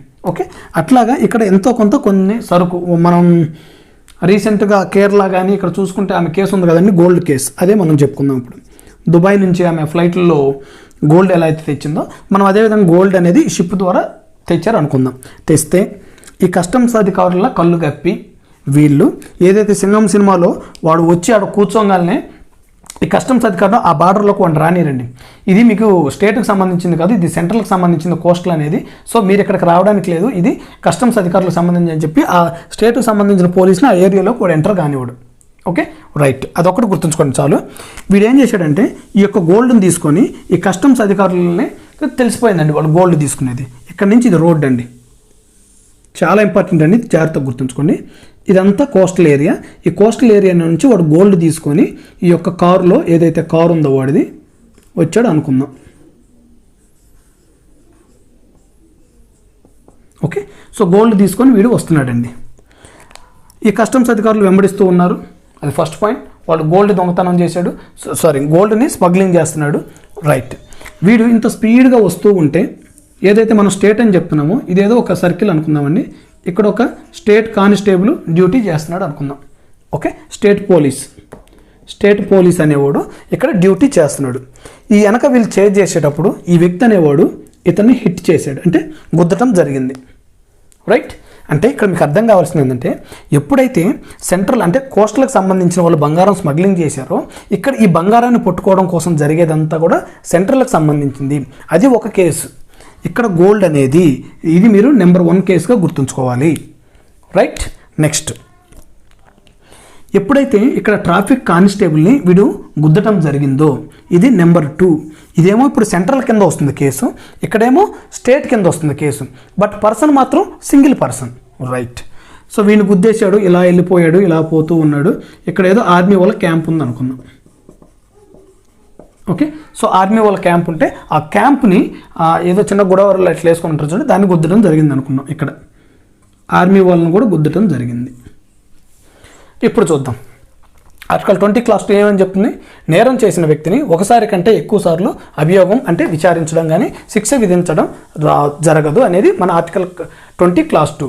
అయితే ఇక్కడ వీడేమంటాడంటే నేను ఒకే వ్యక్తిని, సింగిల్ పర్సన్ని ఇక్కడ స్మగ్లింగ్ చేశాను, ఇక్కడేమో స్టేట్ పోలీసుని గుద్దాను, అదేవిధంగా ఇక్కడేమో ఆర్మీ వాళ్ళని గుద్దాను. ఇప్పుడు ఆర్మీ వాళ్ళు ఎవరి కింద వస్తారండి, అది సెంట్రల్ కింద ఉంటుంది. ఇక్కడ సెంట్రల్, ఇక్కడ స్టేట్ పోలీసు, కానీ పర్సన్ మాత్రం సింగిల్. రైట్, అంటే కోర్టు ఏమని చెప్తుందంటే ఈ కస్టమ్స్ వీడు ఎప్పుడైతే బంగారం తీసుకున్నాడో సో దీని గురించి ఖచ్చితంగా సెంట్రల్ కస్టమ్స్కి సంబంధించిన వాళ్ళు ఎంక్వైరీ చేస్తారు. ఒక శిక్ష వాడు బంగారం చేస్తున్నది కదా 2 సంవత్సరాల 4 సంవత్సరాలు అనేది వీళ్ళు ఒక శిక్ష వేస్తారు. అదేవిధంగా ఇక్కడ స్టేట్లో ఎంటర్ అయిన తర్వాత ఇక్కడ స్టేట్ పోలీసును గుద్దాడు కాబట్టి అతన్ని యాక్సిడెంట్ చేశాడు కాబట్టి ఈ స్టేట్కి సంబంధించిన చట్టాలు ఏవైతే ఉంటాయో ఇదేమో సెంట్రల్కి సంబంధించిన యాక్ట్, ఇదేమో స్టేట్కి సంబంధించిన యాక్ట్, ఈ చట్టం ప్రకారం అతను శిక్షార్హుడు. రైట్, నెక్స్ట్ అట్లాగే పోతూ ఆర్మీ వాళ్ళని కూడా మళ్ళీ గుద్దటం జరిగింది. అంటే ఆర్మీ వాళ్ళ ప్రకారం ఏదైతే శిక్షలు ఉన్నాయో అక్కడ దాని ప్రకారం ఉండాలి. బట్ పర్సన్ ఎవరండి, ఒక్కడే. ఇటువంటి సమయంలో ఇక్కడ ఎన్ని క్రైమ్స్ జరిగాయండి, 3 క్రైమ్స్ జరిగాయి. అంటే మల్టీ క్రైమ్స్ అనేది జరగడం జరిగింది. ఇక్కడ మల్టీ క్రైమ్స్ 1, 2, 3 క్రైమ్స్ చేశాడు. ఇటువంటి సందర్భంలో మీకు ఎగ్జామ్లో ఏమడుగుతాడంటే ఈ సోదంతా ఏముండదు. మీకు ఎగ్జామ్లో అడిగేది ఏంటంటే ఆర్టికల్ 20 క్లాస్ 2 అనేది మల్టీ క్రైమ్స్కి వర్తిస్తుందా వర్తించదా అనేది డైరెక్ట్ క్వశ్చన్ ఉంటుందండి. అంటే మీరు ఇది ఒకటే గుర్తుంచుకొని ఆర్టికల్ 20 క్లాస్ 2 అనగానే ఒక నేరానికి ఒకేసారి శిక్ష అనేది కానీ గుర్తుంచుకుంటే మీకు బిట్ ఎగిరిపోతుందండి. అది ఎప్పుడు వాడు ఒక్క నేరమే అంటే ఎక్స్ అనేవాడు వై అనేవాడిని కొట్టినప్పుడు మాత్రమే ఈ ఆర్టికల్ 20 క్లాస్ 2 అనేది ఉపయోగపడుతుంది. కానీ ఇటువంటి సందర్భంలో మల్టీ క్రైమ్స్ చేసిన సందర్భంలో ఆర్టికల్ 20 క్లాస్ 2 అనేది వీడికి వర్తించదు. వీడు ఖచ్చితంగా ఇక్కడ బంగారాన్ని స్మగ్లింగ్ చేసినందుకు దానికి శిక్ష అనుభవించాల్సిందే ఆ యాక్ట్ ప్రకారం. ఇక్కడ స్టేట్ పోలీస్ని గుద్దినందుకు ఈ యాక్ట్ ప్రకారం ఇక్కడ శిక్ష అనుభవించాల్సిందే. నెక్స్ట్ ఇక్కడ ఆర్మీ వాళ్ళని గుద్దినందుకు దీని ప్రకారం కూడా వాడు శిక్ష అనుభవించాల్సిందే. ఒకేసారి నేరం చేసినా కూడా సింగిల్ పర్సన్ అయినా కూడా ఇవి 3 డిఫరెంట్ అంటే మల్టీ క్రైమ్స్ కాబట్టి ఖచ్చితంగా వాడు శిక్షను అనుభవించాల్సిందే. ఇది ఆర్టికల్ 20 క్లాస్ 2 అంటే. ఓకే, సో ఇక్కడ మీకు ఇది ఆర్టికల్ 20లో పెద్దగా మీకు కేసుల గురించి ఏం అవసరం లేదండి. సో మెయిన్గా మీరు గుర్తుంచుకోండి ఆర్టికల్ 20 క్లాస్ 2లో మెయిన్గా చెప్పుకుంటే ముల్లా కేసు అని ఒకటి ఉంటుంది. అది కూడా అంత ఇంపార్టెన్స్ ఏం కాదు కాబట్టి నేను దాని గురించి చెప్పట్లేదండి. ఓకే, సో ఇది ఆర్టికల్ 20 క్లాస్ 2.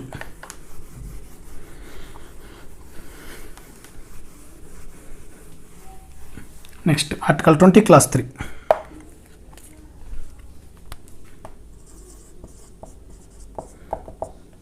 సో ఫస్ట్ ఏంటంటే ఆర్టికల్ 20 క్లాస్ 1. మీరు ఇవి ఇంగ్లీష్ వర్డ్స్ బాగా గుర్తుంచుకోవాలండి. ఈ యొక్క చట్టంలో మాత్రం ఆర్టికల్ 20 క్లాస్ 1 అంటే no ex post facto. Okay, so article 20 clause 2 ఏంటంటే double jeopardy, no double jeopardy. Okay, so article 20 clause 3 ఏంటంటే ముద్దాయి చాలామందికి తెలియదండి. విషయాలు ఏంటంటే ముద్దాయి అనగానే ఆ వ్యక్తి అతను శిక్ష పడినట్టు కాదు, జస్ట్ నేరారోపణ జరిగినట్లే. అర్థమవుతుందండి. ఇప్పుడు ఒక వ్యక్తిని పోలీసులు వచ్చి తీసుకొని వెళ్ళిపోయారు అనుకోండి, అంత మాత్రాన అతనికి శిక్ష అర్హుడు కాదండి. సో తర్వాత అతను కోర్టుకు వెళ్ళాలి. అక్కడ అతను చేసిన శిక్ష ఏందో అతను చేసిన తప్పేందో అది తెలిసిన తర్వాత కోర్టు ఎప్పుడైతే శిక్ష విధిస్తుందో అప్పుడు మాత్రమే అతను నేరస్తుడు అనమాట. ఓకే, సో అంతకుముందు వరకు పోలీసులు అరెస్ట్ చేసి తీసుకెళ్ళినంత మాత్రం అతను నేరస్తుడు కాదు. అందుకని మనం ముద్దాయి అనే వర్డ్ ఇక్కడ యూజ్ చేయడం జరుగుతుంది. ముద్దాయి అంటే జస్ట్ అనుమానితుడు మాత్రమే. ముద్దాయి తనకు వ్యతిరేకంగా సాక్ష్యం చెప్పమని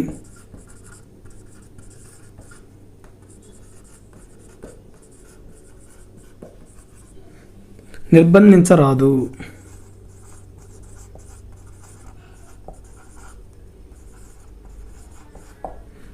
ఓకే, ఒకసారి చూడండి. దీన్ని సెల్ఫ్ ఇంక్రిమినేషన్ అంటారండి.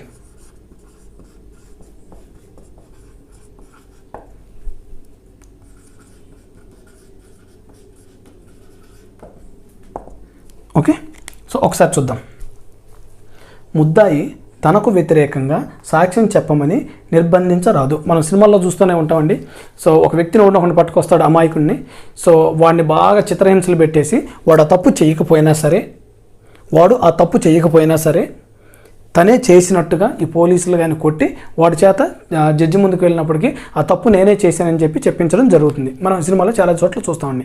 అదే ఇక్కడ ఏంటంటే ఆర్టికల్ 20 క్లాస్ 3 ఈ ముద్దాయి అనేవాడు ఎవడైతే అనుమానితుడు ఉన్నాడో వాడిని కొట్టడం కానీ లేదా భయపెట్టి కానీ వాడే వ్యతిరేకంగా సాక్ష్యం చెప్పుకునేటట్టు ఆ వ్యక్తి ఆ తప్పు చేయకపోయినా కూడా ఆ తప్పు నేనే చేశానని వాడి చేత చెప్పించడం అనేది జరగదు. ఆర్టికల్ 20 క్లాస్ 3 అనేది ఇది అనమాట.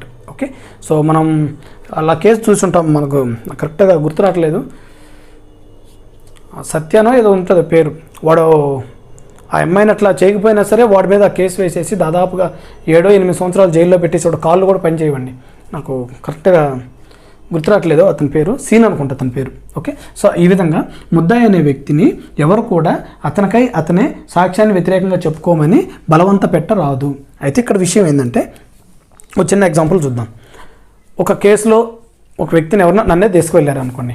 నేను వెళ్ళాను, నన్ను జడ్జి మీద నుంచోబెట్టారు, లాయర్ అనేది ప్రశ్నిస్తున్నారు. ఈ ప్రశ్నించినప్పుడు ఇది ఒకటి గుర్తుంచుకోండి, ఆర్టికల్ 20 క్లాస్ 3 అంటే నేను తప్పు చెప్తున్నానా లేకపోతే నిజం చెప్తున్నానే తర్వాత విషయం. నా చేత నిజం చెప్పించాల్సిన బాధ్యత లాయర్ది. అంతే తప్ప నేను ఏది అడిగినా కూడా నేను సైలెంట్గా ఉంటే నన్ను ఏమంటానికి కూడా లేదు, నన్ను కనీసం టచ్ చేయడానికి కూడా లేదు. అర్థమవుతుందండి. సో గుర్తుంచుకోండి, ఆర్టికల్ 20 క్లాస్ 3లో ఒక వ్యక్తిని ఏదైనా సరే ఆ జడ్జి ముందుకు తీసుకెళ్ళినప్పుడు వాడి చేత నిజం చెప్పించాల్సిన బాధ్యత కేవలం లాయర్దే. వాడు నిజం చెప్తాడు, అర్థం చెప్తాడు, తర్వాత విషయం. ఓకే, సో ఇది ఇక్కడ మెయిన్గా మీరు ఒక కేసు గుర్తుపెట్టుకోవాలండి. కతిక్ versus state of Maharashtra.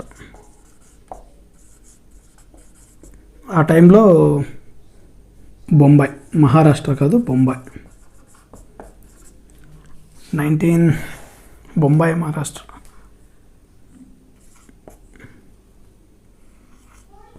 1961.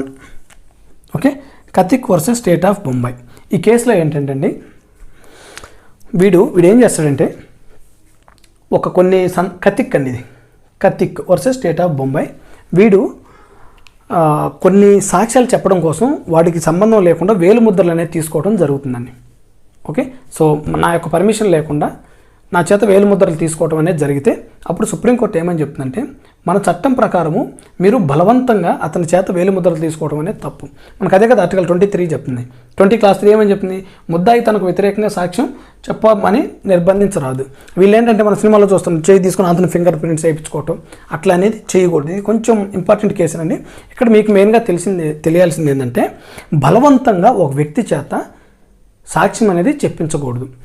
Narco test అనేది చాలా ఇంపార్టెంట్. చాలాసార్లు కూడా దీని గురించి మన సుప్రీంకోర్టుకి అదేవిధంగా కొన్ని గవర్నమెంట్స్ కూడా ఫైటింగ్ అనేది నడుస్తుంటుంది. ఎందుకంటే నార్కో టెస్ట్ చేయడం అనేది అతనికి ఇంజెక్షన్స్ ఇచ్చేసి అతని మధ్యని అనేది అతను కాన్సన్ట్రేషన్గా లేనప్పుడు అతని చేత నిజం చెప్పించడం అనేది చట్టరీత్యా అదేవిధంగా రాజ్యాంగం కూడా తప్పని చెప్తుంది. కాబట్టి మనం నార్కో టెస్ట్ అనేది అనుమతించకూడదు. బట్ కాకపోతే కొన్ని సందర్భాల్లో ఇటువంటి నార్కో టెస్ట్కి సంబంధించిన విషయాలు ఏంటంటే, దేశ రక్షణకు సంబంధించినప్పుడు ఖచ్చితంగా వాడికి ఈ నార్కో టెస్ట్ ఇవి చేస్తే కానీ వాడు నిజాలు చెప్పడు. మనం సినిమాలో చూస్తుంటాం కదండి, పాకిస్తాను అదే ఇండియాకి సంబంధించిన సినిమాలు ఉంటే చూడండి, వాడిని ఎంత కొట్టినా చెప్పినప్పుడు ఒక నార్కో టెస్ట్ చేస్తారు.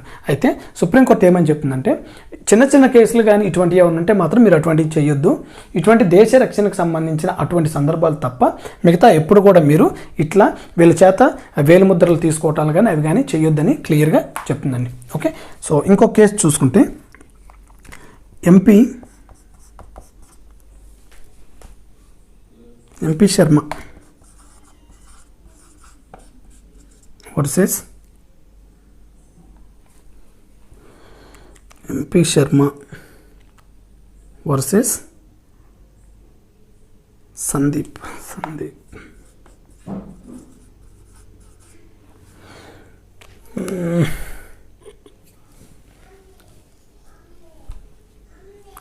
సందీప్ ఇక్కడ కరెక్ట్గా నాకు గుర్తు రావట్లేదండి. ఓకే, అవకాశం ఉంటే నెక్స్ట్ టైం చెప్తాను.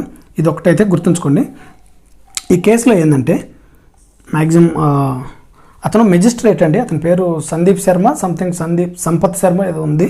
సో ఓకే, అది నెక్స్ట్ టైం చెప్తాను. అది ఓకే, అదొకటి పక్కన పెట్టేసండి. ఈ కేసులో ఏం చెప్తారంటే, వీడు ఏదో ఒక అవినీతికో ఏదో పాల్పడ్డాడండి ఈ యొక్క ఆఫీసులో.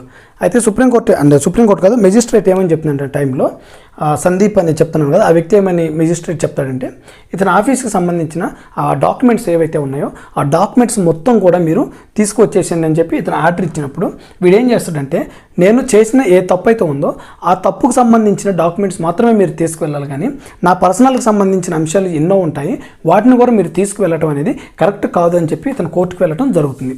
ఇప్పుడు కోర్టు ఏమని చెప్తుందంటే, ఓకే నువ్వు అన్నది కరెక్టే, నీకు ఏదైతే నీ యొక్క కేసుకు సంబంధించిన అంశాలు తీసుకోమని చెప్తున్నావు బాగానే ఉంది, వాటితో పాటు ఆ కేసుకు సంబంధించిన అంశాలతో పాటు దానికి అనుబంధంగా ఏవైతే పేపర్స్ ఉన్నాయో, నువ్వు ఏవైతే పర్సనల్ అని చెప్తున్నావో ఆ పేపర్స్ కానీ ఈ యొక్క కేసుకు కానీ ఉపయోగం ఉంటే ఆ టైంలో ఆ కేసుకు సంబంధించిన వస్తువులు తీసుకోవచ్చు అని చెప్పి ప్రభుత్వానికి ఈ యొక్క సుప్రీంకోర్టు అనేది సపోర్ట్ చేయడం జరుగుతుంది. ఓకే, సో అదేవిధంగా ఈ కేసులో ఏమో ప్రభుత్వానికి సపోర్ట్ చేస్తుంది. రీసెంట్గా జరిగిన సివిల్స్ ఎగ్జామ్లో కూడా ఆధార్ కేసు అని ఒకటి ఉంటుందండి, చాలా ఇంపార్టెంట్ కేసు.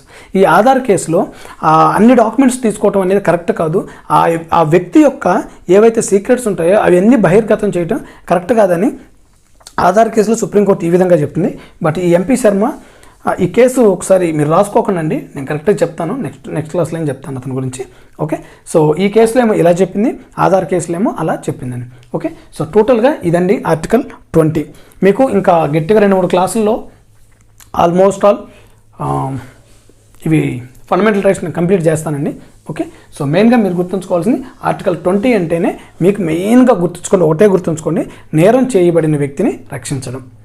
ఓకే, అంటే వాడు మర్డర్ చేసినా కానీ కాపాడాలని కాదండి, ఒక్కసారే వాడిని విచారించి ఒక్కసారే వాడికి శిక్ష పడేటట్టు చూడటమే మనకు ఆర్టికల్ 20 అనేది చెప్తుంది. Okay, so okay, thank you.